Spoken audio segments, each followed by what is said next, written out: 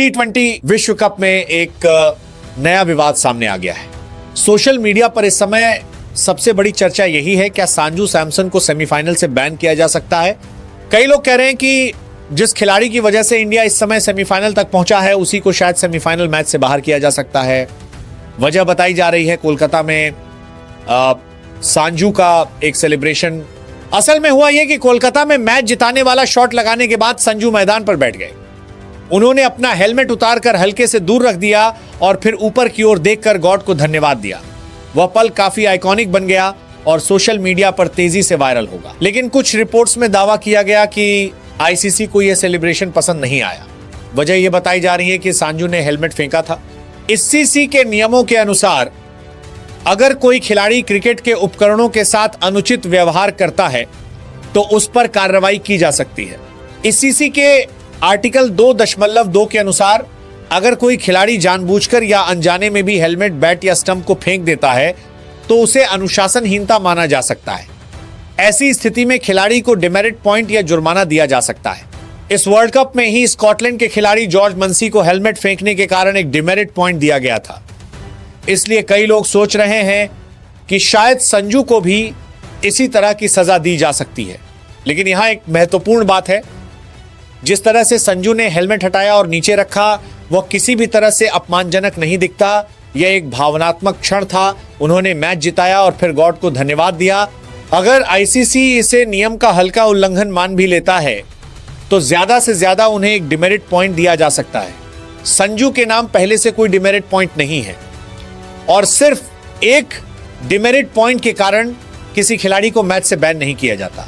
इसलिए साफ है कि संजू पर बैन की संभावना लगभग नहीं के बराबर है। वे सेमीफाइनल जरूर खेलेंगे, लेकिन संजू के अलावा टीम इंडिया के सामने कुछ और महत्वपूर्ण सवाल भी हैं। पहला सवाल, अभिषेक शर्मा की फॉर्म का क्या किया जाए। यह सच है कि अभिषेक एक बेहद प्रतिभाशाली बल्लेबाज है। जिस दिन उनका बल्ला चलता है वो अकेले मैच का रुख बदल सकते हैं, लेकिन इस पूरे टूर्नामेंट में उनकी फॉर्म अच्छी नहीं रही है। इतना ही नहीं, उनकी फील्डिंग पर भी असर दिख रहा है। वेस्ट इंडीज के खिलाफ मैच में उन्होंने 2 आसान कैच छोड़ दिए थे।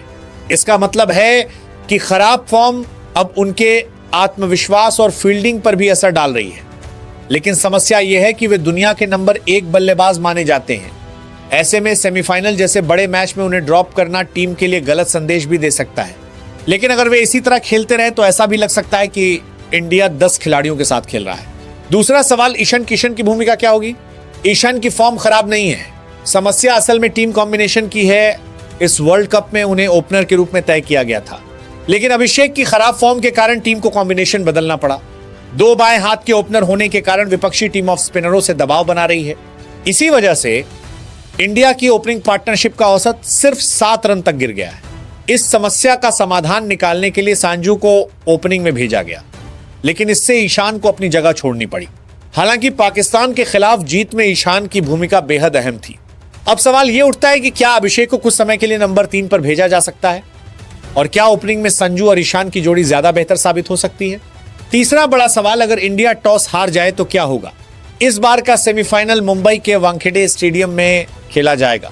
यही वही मैदान है जहां साल 2016 के T20 वर्ल्ड कप सेमीफाइनल में इंडिया को वेस्ट इंडीज के खिलाफ हार का सामना करना पड़ा था। उस मैच में इंडिया ने टॉस हारकर पहले बल्लेबाजी की थी।